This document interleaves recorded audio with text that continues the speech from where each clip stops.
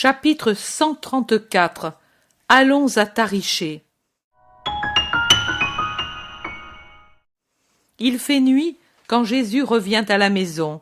Il entre sans bruit dans le jardin, s'arrête un instant devant la cuisine sombre. Il voit qu'elle est vide. Il se rend dans les 2 pièces où sont les nattes et les lits. Vides, elles aussi. Seuls les vêtements qu'on a changés, en tas, par terre, indiquent que les apôtres sont revenus. La maison semble inhabitée, tant elle est silencieuse. Jésus, en faisant moins de bruit qu'une ombre, monte l'escalier, blancheur dans la blancheur de la pleine lune, et arrive sur la terrasse. Il la parcourt. Il semble un spectre qui se meut sans bruit, un spectre lumineux. Dans l'éclat de la lumière lunaire, il semble s'affiner, grandir encore. Il lève avec la main le rideau qui est à la porte de la chambre du haut. Il était resté abaissé depuis le moment où les disciples de Jean y étaient entrés avec Jésus. À l'intérieur, assis çà et là, en groupe ou seuls, il y a les apôtres avec les disciples de Jean et Manahan, et endormi avec la tête sur les genoux de Pierre, il y a Marciam. La lune se charge d'éclairer la pièce en entrant avec ses flots phosphoriques par les fenêtres ouvertes. Personne ne parle et personne ne dort, sauf l'enfant assis par terre sur une natte. Jésus entre doucement et le premier qui le voit, c'est Thomas. « Oh, maître !» dit-il en sursautant. Tous les autres se secouent. Pierre, dans son impétuosité, va se lever brusquement, mais il se souvient de l'enfant et le fait doucement, en appuyant la tête brune de Marciam sur son siège, de sorte qu'il arrive le dernier près de Jésus, pendant que le maître, avec la voix fatiguée de quelqu'un qui a beaucoup souffert, répond à Jean, Jacques et André, qui lui disent leur douleur. Je le comprends, mais seul celui qui ne croit pas doit se sentir désolé par une mort. Pas nous qui savons et croyons. Jean n'est plus séparé de nous. Il l'était auparavant. Auparavant, il nous séparait, même ou avec moi, ou avec lui. Maintenant, c'est fini. Où il est, moi je suis. Il est près de moi. Pierre passe sa tête grisonnante au milieu des têtes jeunes, et Jésus le voit.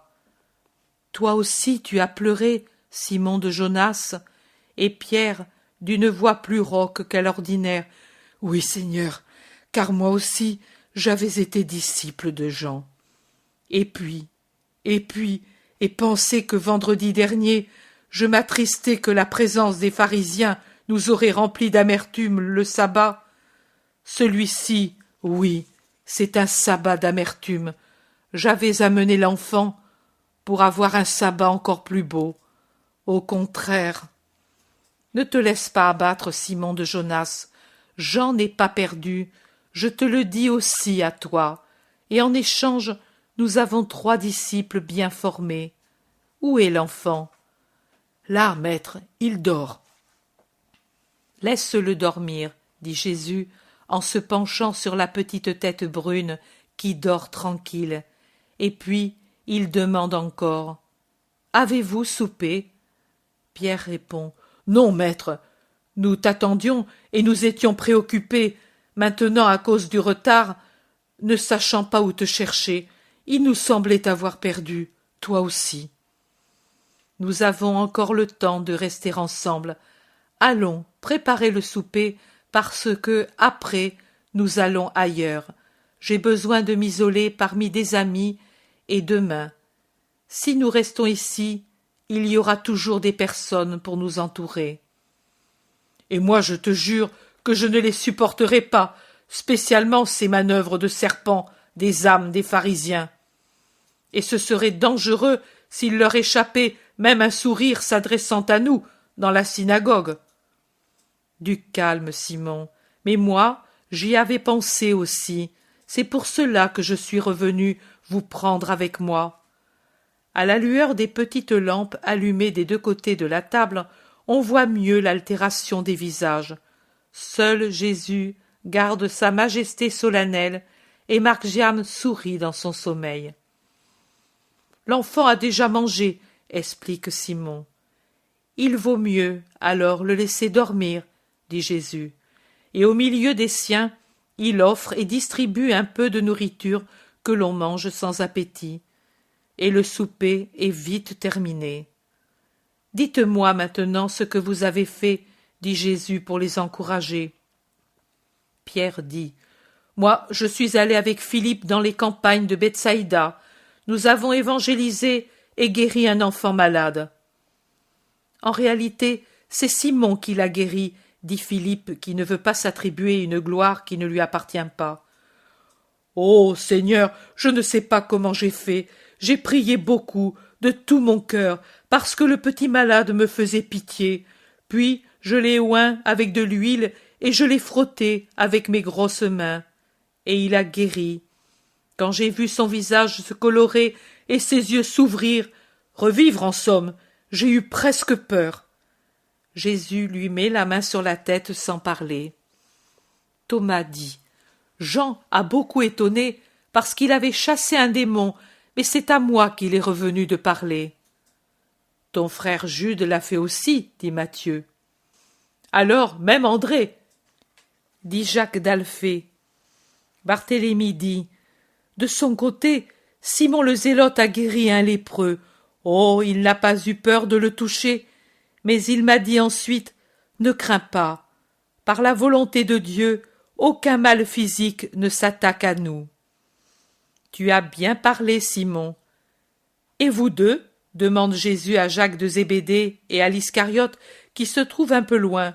Le premier qui parle avec les 3 disciples de Jean, le second seul et renfrogné. Oh, moi je n'ai rien fait, dit Jacques, mais Judas a fait 3 miracles formidables, un aveugle, un paralytique, un possédé. À moi, il me semblait un lunatique, mais les gens l'appelaient ainsi. Pierre dit, et toi, tu nous fais cette tête alors que Dieu t'a tant aidé? Je sais être humble, moi aussi, répond l'Iscariote. Jacques répond, et ensuite nous avons été reçus par un pharisien. Moi, je me trouvais mal à l'aise, mais Judas sait mieux s'y prendre et l'a vraiment apprivoisé. Le premier jour, il était sur ses gardes, mais ensuite... N'est-ce pas, Judas? Judas acquiesce sans parler. Très bien, et vous ferez toujours mieux. La semaine prochaine, nous restons ensemble. En attendant, Simon, va préparer les barques. Toi aussi, Jacques. Pour tous, maître? Nous n'y tiendrons pas tous. Ne peux-tu pas en avoir une autre? En la demandant à mon beau-frère, oui, j'y vais.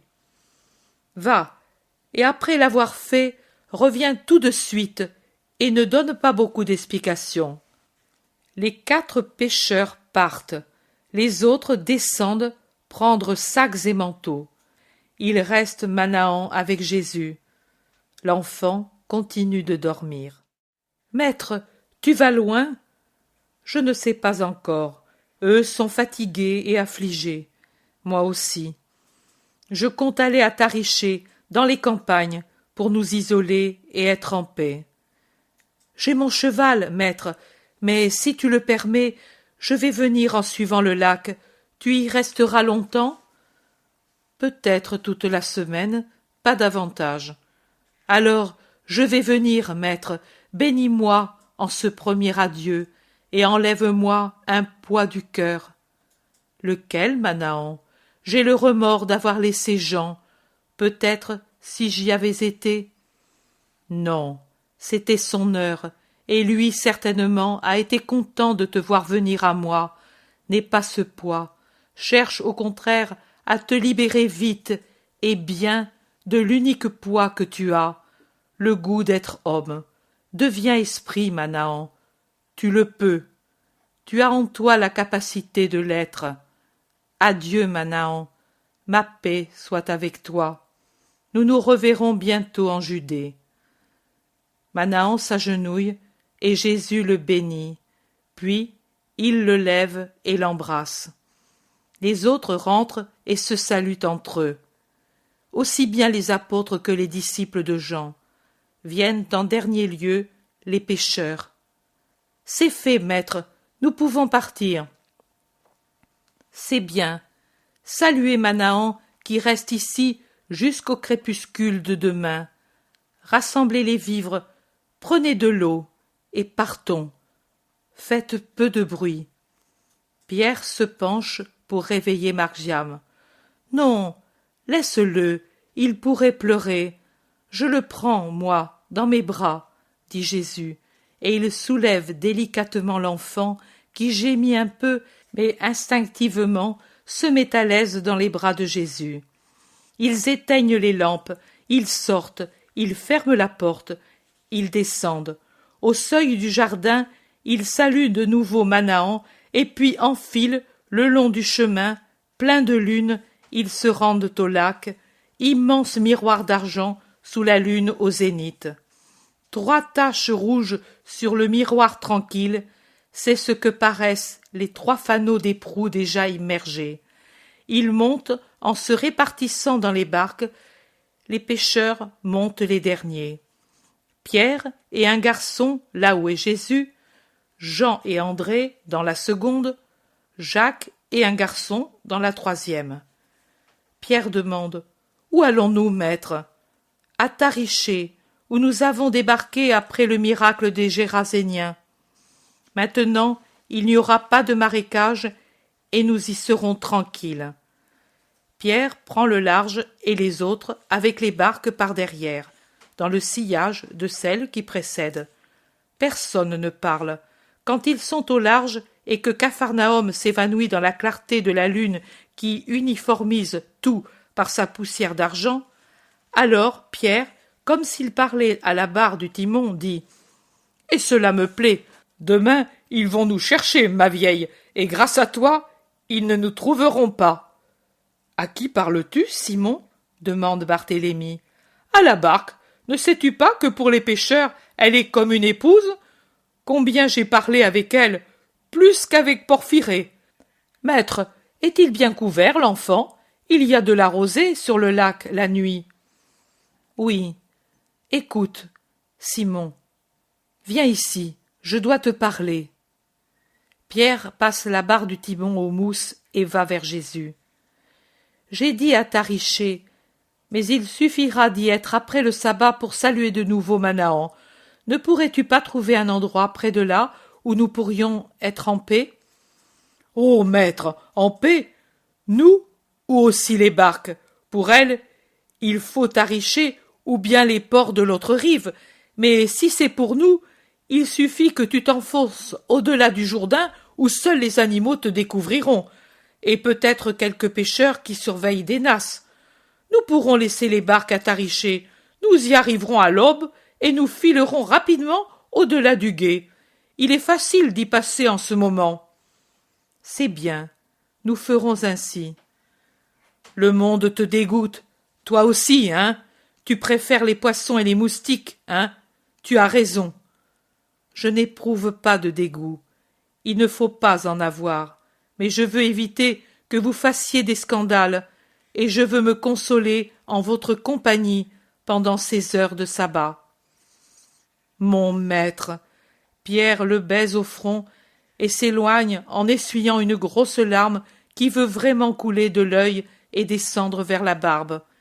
Il revient à son timon et met le cap au sud avec décision, pendant que la lumière de la lune décroît au coucher de la planète qui descend au-delà d'une colline, en dérobant son large visage à la vue des hommes, mais en laissant encore le ciel blanchi par sa lumière et une lueur d'argent sur la plage orientale du lac.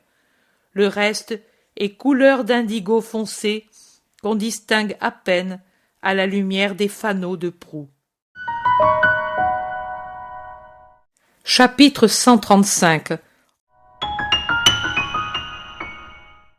Jésus met le pied sur la rive droite du Jourdain à un bon mille, peut-être plus, de la petite péninsule de Tariché.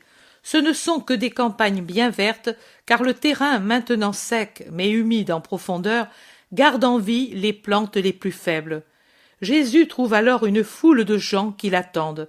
Ses cousins viennent à sa rencontre avec Simon le Zélote. « Maître, les barques nous ont trahis.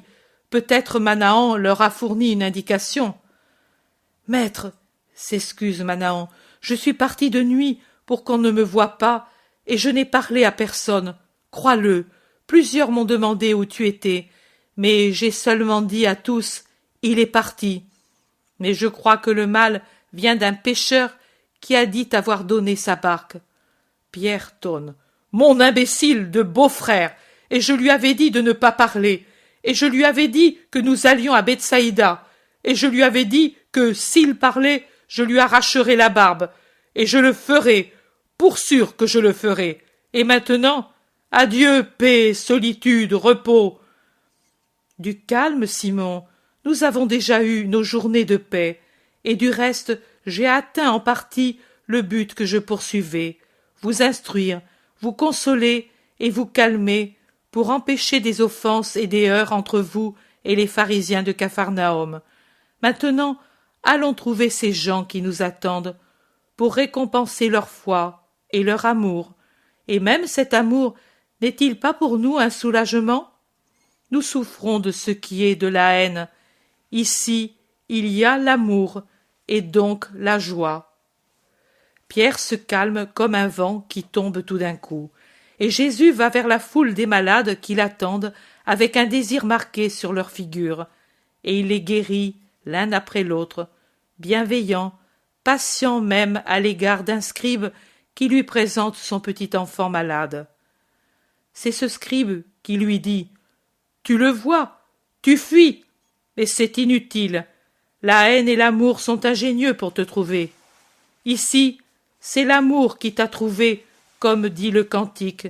Désormais, pour trop de gens, tu es comme l'époux des cantiques, et on vient à toi, comme la Sulamite va vers son époux, en bravant les gardes de ronde et les quadriges d'Aminadab. » Pourquoi dis-tu cela? Pourquoi? Parce que c'est vrai, venir à toi est dangereux parce qu'on te hait. Ne sais-tu pas que Rome te surveille et que le temple te hait? Pourquoi me tentes-tu, homme? Tes paroles sont des pièges pour porter à Rome et au temple mes réponses. Je ne t'ai pas tendu un piège en guérissant ton fils. Le scribe, sous ce doux reproche, baisse la tête confus et avoue. Je vois que réellement tu vois les cœurs des hommes. Pardonne. Je vois que réellement tu es saint. Pardonne. Oui, j'étais venu alors que fermentait en moi le levain que d'autres y avaient mis. Et qui avait trouvé en toi la chaleur qui convenait pour sa fermentation. Oui, c'est vrai, mais maintenant je m'en vais sans levain, ou plutôt avec un levain nouveau. Je le sais, et n'ai pas de rancune. Beaucoup sont en faute par leur propre volonté, beaucoup par la volonté d'autrui. Différente sera la mesure dont se servira pour les juger le juste Dieu. Toi, scribe, sois juste, et à l'avenir ne corromps pas comme on t'a corrompu. Quand le monde exercera sur toi sa pression, regarde la grâce vivante qu'est ton Fils, sauvé de la mort, et sois-en reconnaissant à Dieu. À toi, à Dieu, à lui toute gloire et louange. Je suis son Messie, et je suis le premier à le louer et à le glorifier, le premier à lui obéir, car l'homme ne se rabaisse pas en honorant et en servant Dieu avec fidélité, mais il se dégrade en servant le péché. Tu parles bien. Parles-tu toujours ainsi à tous? À tous. Que je parle à Anna ou à Gamaliel, ou que je parle aux mendiants lépreux sur un chemin de campagne, les paroles sont les mêmes, car la vérité est une. Parle alors, car nous sommes tous ici pour mendier une de tes paroles ou l'une de tes grâces. Je parlerai, pour qu'on ne dise pas que je suis prévenu contre ceux qui sont honnêtes dans leurs convictions. Elles sont mortes, celle que j'avais, mais c'est vrai, j'étais honnête, je croyais servir Dieu en te combattant. Tu es sincère, et pour cela tu mérites de comprendre Dieu qui n'est jamais mensonge, mais tes convictions ne sont pas encore mortes, c'est moi qui te le dis. C'est comme du chien-dent qu'on a brûlé. En surface, il semble détruit, et en vérité, il a subi un rude assaut qui l'a affaibli.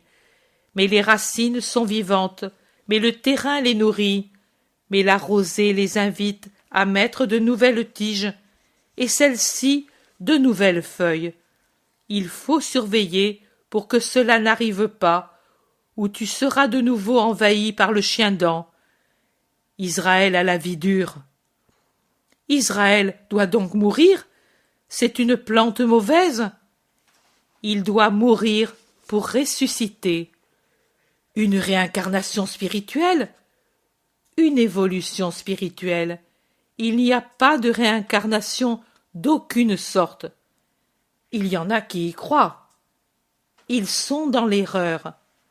L'hellénisme a mis en nous aussi ces croyances, et les savants s'en repaissent et s'en glorifient comme d'une très noble nourriture.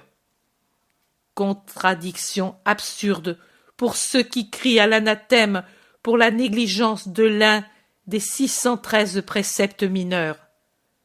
C'est vrai, mais c'est ainsi. On prend plaisir à imiter ce que pourtant on hait. Alors, imitez-moi, puisque vous me haïssez. Ce sera mieux pour vous. Le scribe doit par force esquisser un sourire devant cette sortie de Jésus. Les gens sont bouche bée à écouter, et ceux qui sont loin se font répéter par les plus proches les paroles des deux. Mais toi, entre nous, que penses-tu de la réincarnation? C'est une erreur, je l'ai dit. Il y en a qui soutiennent que les vivants proviennent des morts et les morts des vivants, parce que qui existe ne peut se détruire. Ce qui est éternel, en effet, ne se détruit pas. Mais dis-moi, selon toi, le Créateur a-t-il des limites à lui-même? Non, maître, le penser serait l'amoindrir. Tu l'as dit, et est-il possible, alors, de penser que lui permet la réincarnation d'un esprit parce qu'il ne pourrait y avoir qu'un nombre donné d'esprits? On ne devrait pas le penser, et pourtant, il y en a qui le pensent. Et, ce qui est pire, on le pense en Israël, cette pensée de l'immortalité de l'esprit qui est déjà grande, même si elle est unie chez un païen à une erreur d'appréciation inexacte sur la façon dont se produit cette immortalité, devrait être parfaite en Israël. Au contraire, chez ceux qui l'admettent d'après les termes de la thèse païenne, elle devient une pensée amoindrie, rabaissée, coupable. Ce n'est pas la gloire d'une pensée qui se montre digne d'admiration pour avoir frôlé par elle seule la vérité et qui, par conséquent, témoigne de la nature composite de l'homme comme elle l'est chez le païen à cause de son intuition d'une vie immortelle, de la chose mystérieuse qu'on appelle l'âme et qui nous distingue des brutes. Mais c'est une dégradation de la pensée qui, connaissant la divine sagesse et le Dieu vrai, devient matérialiste, même dans une chose aussi profondément spirituelle. Il n'y a de transmigration de l'esprit que du Créateur à l'être et de l'être au Créateur, auquel on se présente après la vie pour recevoir un jugement de vie ou de mort. Voilà la vérité. Et là où il est envoyé, il reste pour toujours. Tu n'admets pas le purgatoire? Si. Pourquoi me le demandes-tu? Parce que tu dis, là où on l'envoie, il reste. Le purgatoire est temporaire. C'est que dans ma pensée, je l'assimile à la vie éternelle. Le purgatoire est déjà vie, amoindri, lié, mais toujours de la vie. Une fois terminé le séjour temporaire dans le purgatoire, l'esprit conquiert la vie parfaite, la rejoint sans plus de limites et de liens. Il y aura deux choses qui resteront, le ciel, l'abîme, le paradis, l'enfer. Il y aura 2 catégories, les bienheureux, les damnés. Mais de ces 3 royaumes qui existent maintenant, aucun esprit ne reviendra jamais se revêtir de chair, et cela jusqu'à la résurrection finale qui terminera pour toujours l'incarnation des esprits dans la chair, de l'immortel dans le mortel. De l'éternel, non. Dieu est éternel. L'éternité, c'est de n'avoir ni commencement, ni fin. Et cela, c'est Dieu. L'immortalité, c'est de continuer à vivre du moment où l'on a commencé à vivre. Et cela, c'est pour l'esprit de l'homme. Voilà la différence. Tu dis vie éternelle? Oui, du moment où quelqu'un est créé pour vivre, il peut par l'esprit, par la grâce et sa volonté, arriver à la vie éternelle, pas à l'éternité. La vie suppose un commencement. On ne dit pas vie de Dieu, car Dieu n'a pas eu de commencement. Et toi? Moi, je vivrai parce que je suis chair aussi, et à l'Esprit divin, j'ai uni l'âme du Christ en une chair d'homme. Dieu est dit le vivant. En effet, il ne connaît pas la mort. Lui est vie, la vie inépuisable, non pas vie de Dieu, mais vie. Cela seulement, ce sont des nuances, ô scribe, mais c'est de nuances que se revêt la sagesse et la vérité. Parles-tu ainsi aux gentils? Pas ainsi, ils ne comprendraient pas. Mais je leur montre le soleil, mais comme je le montrerai à un enfant jusqu'alors aveugle et idiot, et arrivé par miracle à la vue et à l'intelligence. Ainsi, comme un astre, sans arriver à en expliquer la composition. Mais vous d'Israël, vous n'êtes ni aveugles, ni idiots. Depuis des siècles, le doigt de Dieu vous a ouvert les yeux et éclairci l'esprit. C'est vrai, maître, et pourtant, nous sommes aveugles et idiots. Vous vous êtes rendus tels, et vous ne voulez pas du miracle de celui qui vous aime. Maître, c'est la vérité, scribe. Celui-ci baisse la tête et se tait. Jésus le quitte et va plus loin, et en passant, il caresse Marc-Jam et le petit garçon du scribe qui se sont mis à jouer avec des cailloux multicolores. Sa prédication est plutôt une conversation avec tel ou tel groupe, mais c'est une prédication continuelle car elle résout tous les doutes, éclaircit toute pensée, résume ou développe des choses déjà dites ou des idées partiellement retenues par quelqu'un. Et les heures passent ainsi.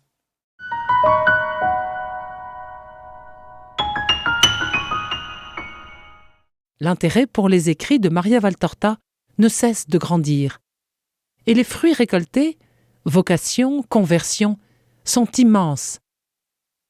Visionnaire de la vie du Christ, de la conception de Marie jusqu'au début de l'Église, sa description des personnages, de leur psychologie, la précision des lieux où ils évoluent, des coutumes et mœurs de l'époque, est proprement sidérante et à ce jour inégalée.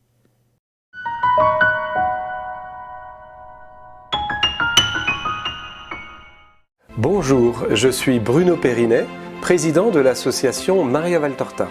Vous voulez aider à faire connaître Jésus avec l'évangile tel qu'il m'a été révélé de Maria Valtorta.